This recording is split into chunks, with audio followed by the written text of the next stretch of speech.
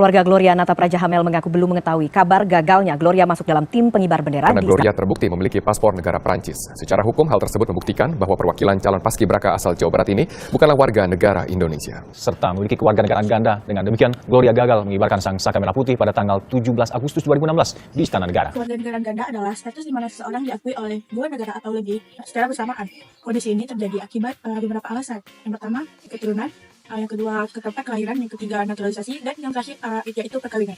Pandangan negara terhadap kewargaan negara ganda berbeda-beda. Ada negara yang mengizinkan kewargaan negara ganda, ada juga negara yang tidak mengizinkan atau ada batasan tertentu. Nah, Indonesia sendiri menganut sistem kewarganegaraan tunggal. Dalam Undang-Undang Kewarganegaraan sebenarnya tidak mengakui kewarganegaraan ganda. Kewarganegaraan dari Indonesia hanya diberikan secara terbatas pada anak-anak, terutama anak hasil perkawinan campuran. Anak dengan kewarganegaraan ganda setelah ia berusia 18 tahun atau sudah menikah harus memilih salah satu kewarganegaraannya. Sebagai contoh, kami mengambil kasus kewarganegaraan ganda yang dialami oleh Gloria Nata Prajahamel karena lahir dari orang tua yang berbeda kewarganegaraan. Kasus ini sempat menghambat Gloria menjadi anggota Paskibraka pada tahun 2016. Sejak lahir, Gloria memegang paspor Prancis mengikuti kewarganegaraan ayahnya. Namun, Gloria digugurkan dari anggota Paskibraka karena dinilai terganjal masalah demi kewarganegaraan. Ibunda Gloria menggugat undang-undang kewarganegaraan ke Mahkamah Konstitusi. Akan tetapi, Mahkamah Konstitusi menolak gugatan tersebut karena dianggap tidak beralasan menurut hukum. Alasan terjadinya kasus ini yaitu Gloria memiliki kewarganegaraan ganda sejak lahir. Yang kedua, tidak didaftarkan secara resmi. Nah, untuk tetap diakui sebagai warga negara Indonesia, anak yang berkewarganegaraan ganda harus mendaftarkan orang tuanya paling lambat 4 tahun setelah Undang-Undang 2006 disahkan. Artinya, Gloria harus didaftarkan sebelum tahun 2010. Namun, orang tuanya tidak mendaftarkannya. Bapak, apa yang Bapak ketahui tentang kewarganegaraan ganda?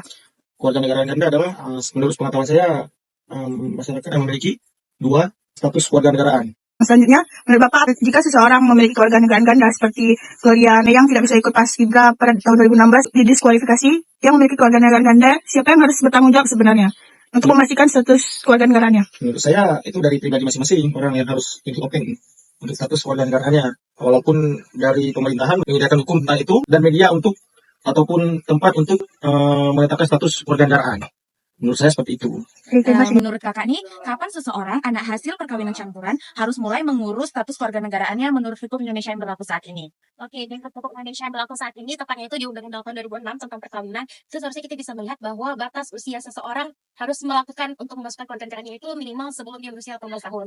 Tapi seperti yang kita ketahui sekarang, hukum di Indonesia itu sosialisasinya masih kurang. Jadi masih banyak masyarakat awam yang belum menanggapi dengan serius terkait batas umur untuk mendaftarkan kewarganegaraan, apalagi untuk perkawinan campur ganda seperti itu. Jadi sebagai mahasiswa hukum, seharusnya di bawah umur 18 tahun, seorang anak sudah didaftarkan kepada mahkamah. Oke. Dan yang selanjutnya, apa pendapat kakak tentang aturan yang mendiskualifikasi seseorang dari tugas kenegaraan seperti paskibraka hanya karena seseorang tersebut memiliki paspor asing?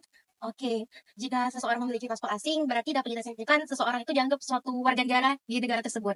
Maka daripada itu seharusnya apabila dia menjadi paskibraka di suatu negara, harusnya dia memiliki kewarganegaraan negara tersebut. Tapi jika dia memiliki paspor asing, maka patut dipertanyakan dengan sistem kewarganegaraannya. Tapi balik lagi, jika dia memang sudah masuk ke dalam tim nasional, yang berarti dia sudah melewati fase-fase atau seleksi tingkat menengah dulu, tingkat dasarnya dulu. Seharusnya seleksi tingkat awalnya yang diperketat. Apakah boleh orang yang memiliki paspor asing diperjadikan untuk paskibra atau tidak? Sehingga memang sistem pelaksanaannya yang memang harus ditekankan lebih lanjut, dan juga sosialisasi tadi, apakah paspor asing boleh menjadi paskibra atau tidak. Pertanyaan kami, mengapa proses administrasi menjadi penghalang bagi generasi muda untuk berpartisipasi aktif dalam kegiatan bernegara seperti yang dialami oleh Gloria sendiri?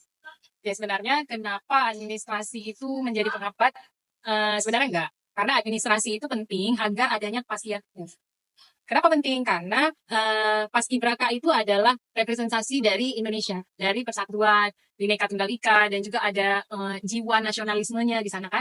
Nah, oleh karena itu syarat administrasi itu penting untuk salah satunya seperti kasus Gloria, untuk menyeleksi apakah benar dia warga negara Indonesia. Sama juga dengan politik, apakah dia bisa menjadi pejabat ataupun ketua umum politik, partai politik dan lain sebagainya, karena harus ada syarat WNI.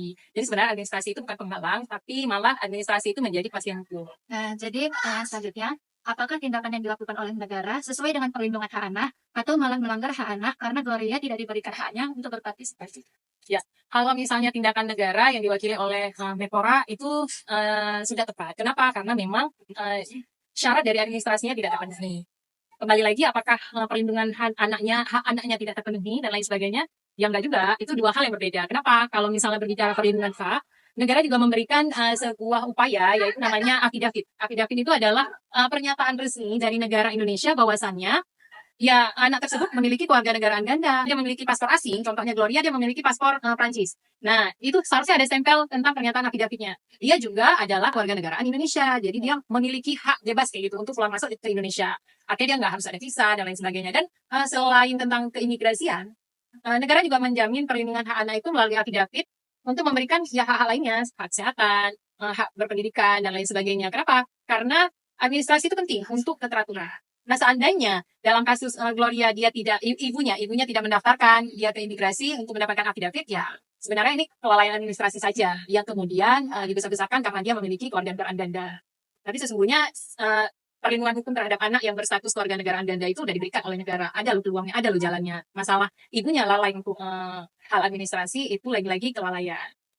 Untuk mengurangi terjadinya kembali kasus kewarganegaraan ganda ini, seperti yang dialami oleh Gloria Nata Praja, akibat dari kelalaian orang tuanya, maka Ibu, pertanyaan terakhir, di mana seorang dapat mengajukan permohonan untuk mendapatkan status kewarganegaraan Indonesia, serta bagaimana proses sampai orang tersebut memperoleh kewarganegaraan Indonesia secara resmi. Karena mungkin masih banyak orang tua yang belum tahu mengenai hal tersebut. Ya, sebenarnya menghindari kelalaian, kita harus lebih peka terhadap status kita. Seandainya kita dalam posisi perkawinan campuran, maka kita harus lebih selektif dan juga harus membaca informasi terkait dengan itu. Yang pertama, segera mendaftarkan. Nah, walaupun lupa mendaftarkan atau menunda pendaftaran, negara juga masih memberikan jangka waktu. Yang pertama, batas usia 18 tahun, dia udah berhak memilih kewarganegaraannya apa, dan akan mendapatkan sanksi ketika dia lalai dalam memilih hal tersebut dan usianya telah melewati 18 tahun. Dan kemudian, seandainya dia menikah di bawah 18 tahun, 3 tahun setelah pernikahannya, dia harus mendaftarkan diri menjadi warga negara apa.